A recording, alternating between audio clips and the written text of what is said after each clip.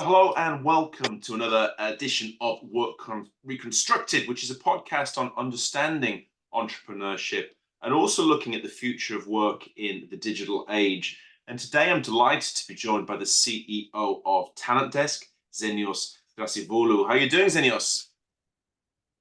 Doing great, thank you. Thanks for inviting me. Good to have you on. Now, at the moment, we're hearing a lot in the world of work about compliance topics, and particularly issues that companies and organizations are featuring. So it would be great to sort of hear a little bit about, from your side, about some of the main compliance issues that are being faced today within the talent, but also the HR sectors as well. Well, fundamentally, the problem, if you think about it, is that the world of working has completely changed, especially post-COVID. People went to remote work, etc. And so the system, tax system in particular, and the legal system, which is to protect largely the tax system when it comes to these issues for the government, has not evolved. So, and it needs to, because the boundary of what constitutes traditional employment as we used to know it and what it is today versus dependent contracting or freelancing, or you working under your own legal entity, that all of that boundary is blurring, and it's just increasingly more difficult to ascertain what bucket you fall into. But again, standing a little bit further back from that, I would question, why is it even important to ascertain that? Like, why try and solve a problem when you can just prevent it? And originally, the question was relevant only in as far as the tax collection. I think we've addressed this in a previous podcast, but yes, really, it's just easier for the government, if you take the UK in particular as an example, to levy its NIC contributions by slapping at 13.8% across the board on employers' payroll. And it's just easier to monitor, it's easier to collect when you've got everyone working independently in their own companies, putting expenses in those companies, paying themselves dividend, etc. Maybe not even having an income, but just dividends. The whole collection becomes harder. And that's really the crux of the problem. In a world where employment was the vast majority of the way people worked, and consultancy or freelancing was an edge case, that wasn't that important. But in a world where it's got flatter and people choose now to be independent and travel the world and work remotely and work from their own home, just be in control of their own time and labor, etc., it's a kind of bigger problem. And we're fighting the problem as opposed to trying to prevent it. I think that's the wrong approach. And how's it working from sort of the legal teams and HR departments within companies and organizations? Are they understanding this, or are they sort of, from the starting point, Xenios, they're very sort of risk averse and therefore maybe don't want to get down in the weeds of the issues and look into it? It's easy just to say a flat no, as opposed to sort of getting under the skin of these things. No one understands it. Not even employment lawyers who are basically specialists in this. Honestly, pick up the phone, talk to 10 employment lawyers and tell them, I've got the situation, is this person an employee, contractor, consultant, etc. They will only give you vague advice, because the authorities themselves are offering advisory-based sort of guidance. It's guidance-based. It's not something that can be black and white. So if you go to the HMRC website, or the equivalent of in the US, the IRS, and I'm sure in lots of other jurisdictions, it's pretty much the same thing. It's based on a set of guidelines. Does it feel like employment? Does it feel like contracting? If we're talking about, don't forget, by the way, compliance is not just about whether you're a contractor or an employee. There's all sorts of other compliance issues. Every industry has different regulatory bodies, and there's compliance specific to those industries, and all that's fine. You need sort of, in some industries you need to have specific insurance and so on and so forth. If you've got a builder coming over to your house, you need to have some certain things in place. That's all good, and I think systems need to be in place to make sure that you're compliant to deliver the job that you're hired to do or you're practicing, and ethically and correctly and so on. But when it comes to this whole question of like, what are you? To your point, do you understand it? Nobody does, because it's all guidance based. And so there's all this muddle and this gray area that everyone's trying to navigate, and it's becoming increasingly fearful of, because it's just it's not really defined. Yeah. And even if you follow the guidelines and you're like, okay, based on these guidelines, and you take a view that actually this person's genuinely a freelancer or employee or whatever, you're still not 100% guaranteed. So if something does happen, there's some sort of claim for whatever reason, then you really aren't 100% protected. So I think all of that needs to change. So is this a situation whereby government policy or legislation regulation needs to be tightened up to actually sort of fall down on one side or the other, to have much better definitions of what is an employer, what is an employee, what is a contractor, what is a consultant, so that we can have more firm definitions of which bucket of activity individuals fall into? But that's why I said it's harder to solve an ill-defined problem Yeah. when the markets change than to go back to its roots and try to eliminate the problem. Prevention is always better than cure. So let me ask you this: why does distinction matter? Like fundamentally, like imagine there wasn't a distinction in jurisdiction today, Yeah. or you're creating an economy from scratch today. Like, why does it matter? Yes, it really doesn't, and I think this is a great issue, that the means and the ends can be the same thing, and people should have the flexibility to choose when, where, and how they earn money. Sometimes it can be from an employment situation. Sometimes it can be contracting on different projects, and we seem to be sort of creating these artificial boxes just to keep our legacy issues happy, as opposed to looking at the world as it is now and treating it as such. So in jurisdictions, there's not that many in the world, but they do exist, where there's no income tax. Does this matter? Absolutely not. Yeah. Yeah. Because, and this is what we addressed the last time, right? Ultimately, what it comes down to is tax collection. But tax collection hasn't reformed since in this domain for a very long time. The world has moved on. But if you look at every year when the chancellor announces the budget and different sort of tax changes, etc., right? In a way, a lot of it is to do with whatever the property market's evolved and the way they kind of collect stamp duty or whatever it is changed in line with that. The problem is that in employment, it's the employment landscape and the nature of employment has changed dramatically, especially in the last couple of years, and there's not been any change whatsoever in tax. So, and that's the problem. So you're trying to address a tax collection problem through distinctions of types of employment, when that distinction is blurred and becoming more and more blurred, right? And it's only relevant really to tax collection. Okay, so in a world where, let's just say theoretically, if you redesign the system and everyone, no matter what you are, employee, etc., paid a flat or some kind of contribution to national insurance, etc., regardless, if it wasn't the employer's responsibility to pay that on the behalf of company of employees, etc., which then creates this problem intrinsically, problem solved, right? So then who's bothered? Who is bothered? If you pay yourself a dividend of X, let's say you make 100K a year, whether it's for employment or not, if the contribution to the state is the same, whether it's, I believe in NIC, I think it's a great thing to have. I believe in healthcare being free, etc. Unlike other countries which haven't got it right, and we know who we're talking about. I totally believe in that. But if you're collecting it in a way which is becoming broken as a channel because of the distinction, then you just need to change the way you do that, right? And if you did, then guess what? No one cares if you're independent contractor or employee, other than then you get to the real stuff that matters. You get to the stuff such as, maybe the company cares because they want to retain you for longer, give you stock options, give you equity, etc. Or maybe they care because of intellectual property, which you can solve anyway with contracts, etc. So then you get to the real, nitty-gritty of it, where or the employee in that instance, for example, wants the security of maternity leave, etc., which are all things that I believe in.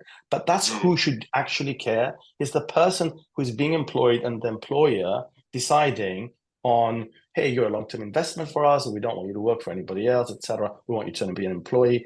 And that's the decision, that it should be around the fundamentals of the work itself and the employment itself, not around, oh, this person is cheating the kind of a contract. They're not really a contract. And it comes down to tax collection. That should change. It will change eventually. It's just going to take some time.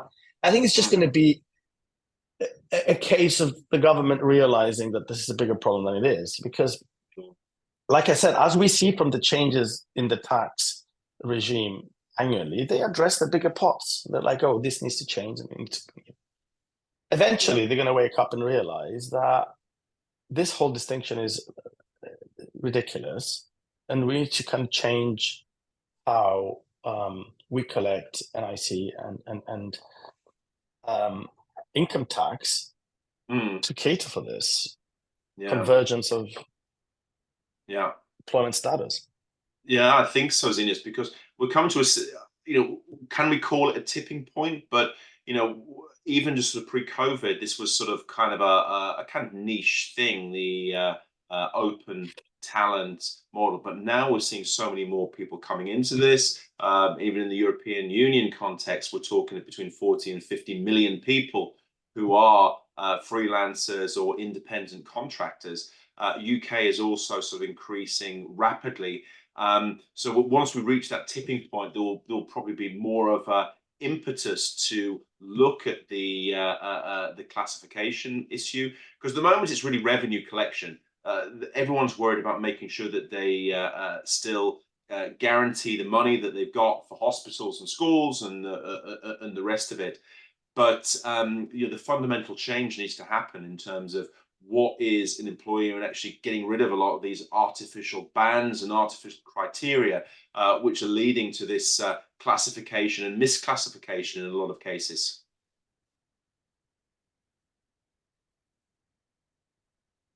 Yeah, I agree.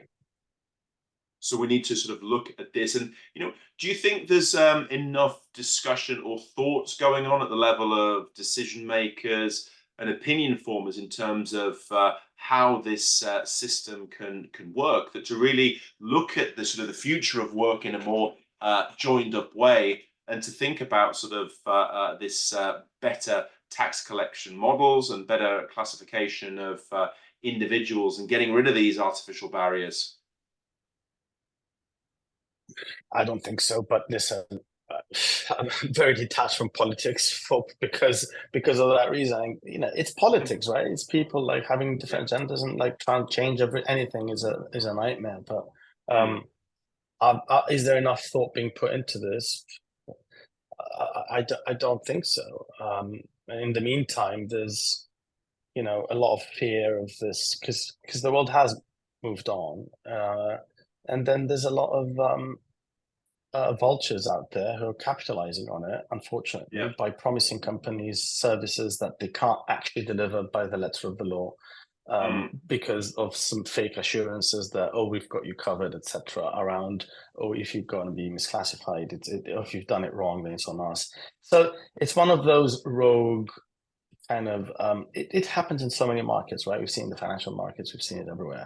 Right? Whenever there's some kind of asymmetry between regulation or definition of the law and what people are not allowed to do, although they know that it's unethical. The banking crisis 2008 is a very clear example of things that people acting, quite frankly, quite unethically, on the borderline of what's permitted and what's not. But regulation wasn't tight enough; it then tightened up, etc. And then like a big bang happens. And it's like, question is, it's big enough for anyone to really care as much?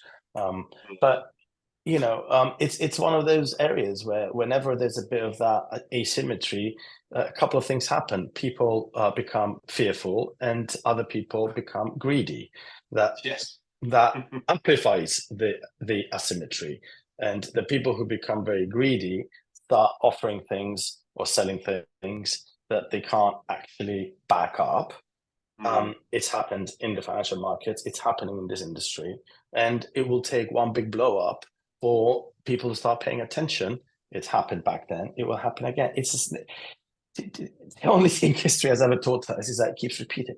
It's the same thing, right? And in different industries, it's there's talks of that now in insurance because of whatever the way private equity deals done in the insurance market, etc. So people are just going to, by nature, try and find gaps and capitalize from sort of these asymmetries to make money, and eventually,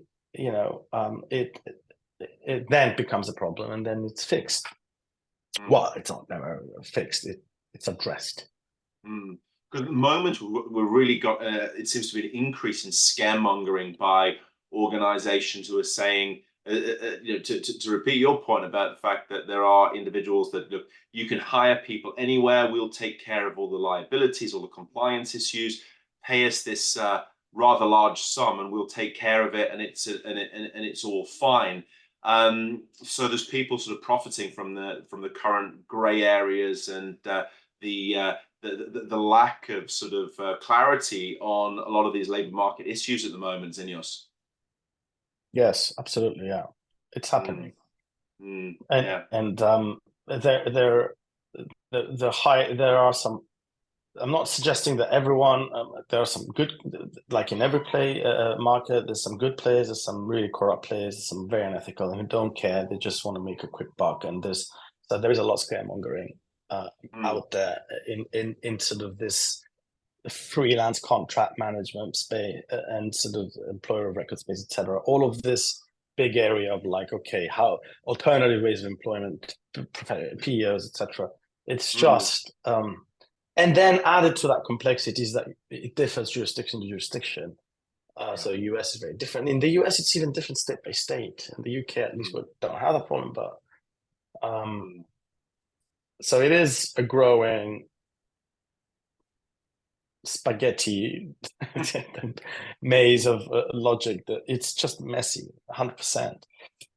It is, but also with all things that are new and developing, there could be a lot of negativity as well. If as you said, if one of these rogue actors were to cause problems in the sector, then that brings down the house for everyone, whether it's the good actors, the less reputable ones. Everyone gets caught within the crosshairs, and then we have sort of government policy or the authorities will come in and look at this and take the action. But also, it's the negativity that this can spread around the whole sector itself, and cause a lot of negativity for the future of work, the development of the labor market, and a lot of the platforms who are doing great things in good faith will also be swept away by this, unfortunately.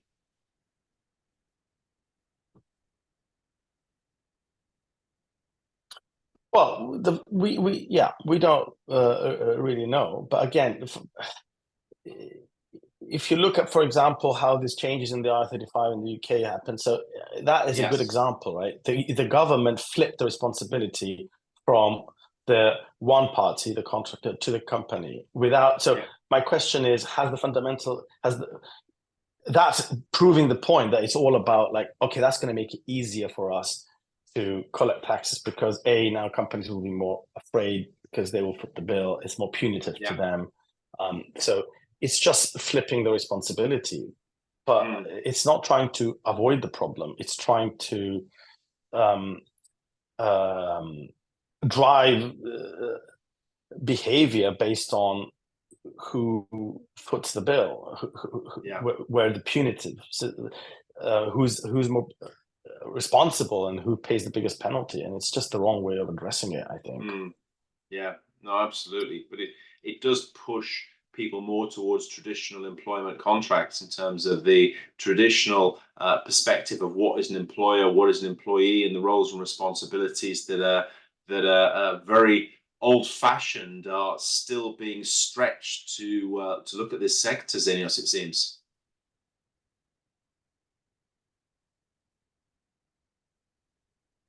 Yeah, look, I mean, I don't know what your question is. It was like, I think of alluded a few times. I think the whole system needs to be kind of redesigned. And I mean, ultimately, it's from the bottom up. In my opinion, it should come down to the person. Like much like you are, like traditionally, a company decides to employ you. It's not exactly like the US, which is employment at will, but the offer comes from the company employs you, you decide to work for the company, etc. I think if the system was to be rethought from the ground up, if you want to be independent, and there is this registration that you can do, which is you file for independent, you are an independent contractor, you declare a bunch of things which should not be guideline based, but actually in black and white, and Yeah. then you pay the same amount of taxes that you would otherwise, right? It's just a different way of paying it, and NIC and all the rest of it. Yeah. Then there's no Mm. question to be battled with, because at the end of the day, the person who owns their labor, their time, who decide they want to be independent and maybe miss out on some of the luxuries of being employed, but you want to do that. As long as then you Yes. can actually sort out how do you pay your taxes, and therefore close that gap of like the government being like, oh, are all these ICs paying the same amount or not? Are we collecting the same amount? But deal with that Mm. separately. Then you also solve the scaremongering problem, because if you come to me and you're a registered self-employed, declared, and tick the boxes saying I confirm that da da da da da, and you are, there's no risk to me. You come to Yeah. me and say, that you are, it's a bit like saying, go to the doctor. Like the doctor has some responsibility to perform a duty based on, and I don't want to check that. I just take comfort that they are that person, and it's why should it be different from why is the company all of a sudden having to take a view as to whether that person genuinely is or not, if they actually if there's a process for the worker to be not just guideline based but beyond any doubt declared as a independent person, and end of Mm. story. Then I hire you and I know that I can't treat you as an employee, because anyway you wouldn't have that because you're independent. I can't ask you to come to my premises at where I can't do X, Y, and Z, and Mm. that's fine. But it removes all of this fear. So currently, like I said before, like especially in the UK with this whole IR35 pillar, like it's just flipping the responsibility to the Mm. employer, and then you've got that headache. But then you're not really that much in control of the person either. You have some control, but so all of it is just a broken system. Yeah. No, it seems to be. I mean, is there actually some mileage in actually having sort of an opt-in procedure here that when you're explaining as sort of an independent contractor, you actually sort of can decide yourself and opt in and say, look, this is what I am. So you decide. So we take away this kind of like mandatory and sometimes quite sort of shadowy behavior that it's the authorities and decision makers who are deciding, are you an employee, are you a contractor, what's your status, that you actually can actually sort of go down this route yourself and decide, tick a box, and therefore you go into a certain area that all these things are decided for you. Because a lot of people as well are wanting to be independent contractors, freelancers, whatever you like to call it, but given the way the policy is, they're being dragged down in almost an employment channel that they have no desire to be following. Xenios, could this be a way forward almost? Yeah, but it's exactly what I said in a way, right? It's just this kind of Yeah. like, whether it's a registration or some kind of opt-in, like you as the person who decides to be a contractor. Because at the end of the day, if you want to be an employee, I can't make you a contractor, right? So the employer should, I can't, and if I am, then I should be penalized Yes. because, Yeah. but then you arguably wouldn't take the job because you want to be an employee. So I think it comes down to that free will. If you want to be Yeah. a contractor, and there was a more ironclad way of being one, because it's not Yeah. very clear cut now. You can operate out of a company, you can operate as a self-employed person, as an individual. Again, every jurisdiction is different. In some countries, like in Greece, you have a little blog that you kind of pay. It's just manual. So it's all a bit and then you've got that cross-border problem as well. But in the Yes. jurisdiction where you pay taxes, because all of it comes down to taxes in the end, where it Yeah. matters, right? That's why this whole a gray area exists. Mm. If it's more black and white, the way you opt in or register, etc., and you offer your services to a company who knows that person kind of ticked those boxes and it's not down to them, then it Yeah. solves largely that problem.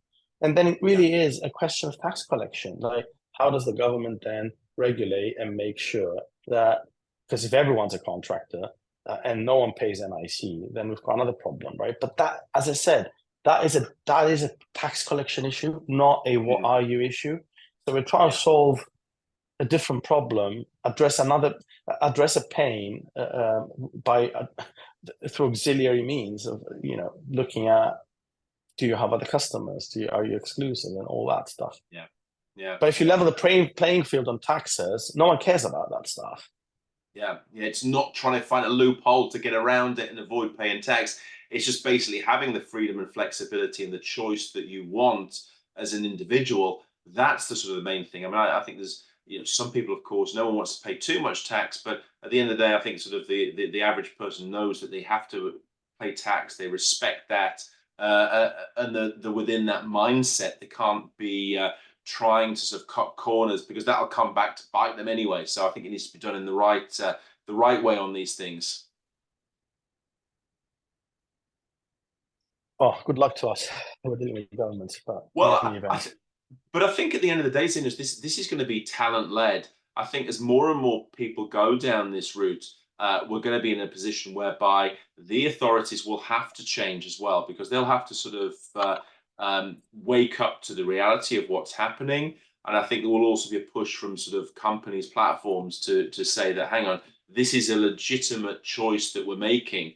And we need to be able to find some kind of solution that we can, of course, continue paying the tax, but not have this kind of 1940s, 1950s solution whereby we throw everything back onto the employer and they have to sort it out. We don't really care about how this works. Well, I think, I think it's totally imaginable that in the next X number of years, the total percentage of the workforce that's on full-time traditional employment will shrink. Yeah. Right. Yeah. Because of the way, I think and there's probably things that we can't imagine today, but even sort of young graduates from universities today, they want to travel the world, work from wherever they can, often earn more money than they would on a starting salary job, be free, whilst doing, selling the services online. There's loads of them, like, they're teaching stuff that they can be doing language and doing a couple of hours a day where they, it's not necessarily this classic, oh, I'm going to join a big FTSE 100 company, join a career. And they actually make good money and they live their life. And so traditional employment, as we know it, as a portion of the total, will only shrink. And I think then it's going to be evident to jurisdictions that they have a problem. Because if you say, let's take it to the extreme, if half, if the population of workers who are actually in traditional employment halves, then there's a big question, there's a big issue when it comes to things like national insurance contribution, which is slapped at 13.8% in the UK. Then the government has a reduction in its income, and then that becomes something to look into, and then it will drive reform. But now it's still, but it will happen, right? Because think about it, like the employment as a percentage of the total will only drop. Yeah. It's just going to happen. It's happening already. It's not going to, you're not going to go, but the way you measure employment is going to, it's just, people will not be on PAYE or W-2 in the US, a standard as it is today. It's just a given. But then it will have to be flagged and raised. Yeah, things will have to change. Well, it can't come soon enough, because we have too many sort of grey areas and loopholes, and this misclassification of people and kind of looking for problems where they don't really need to exist.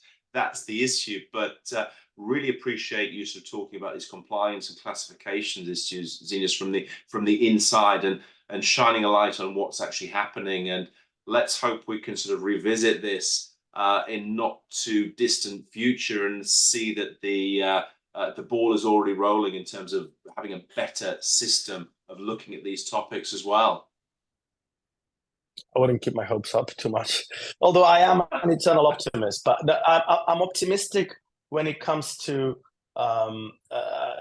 most things, apart from when you're dealing with old bureaucracies, right, and red tape, because I just historically have not seen that sort of lead to any